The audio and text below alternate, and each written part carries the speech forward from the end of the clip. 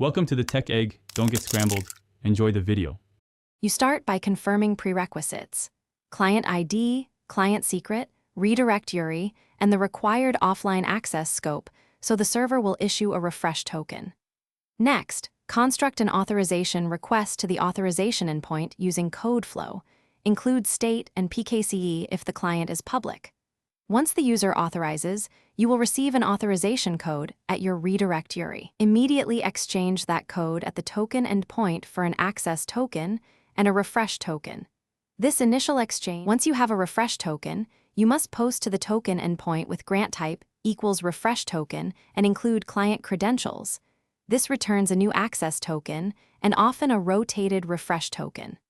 Store the refresh token encrypted at rest and record expiry times for access token so you can proactively refresh. Make sure to handle rotation.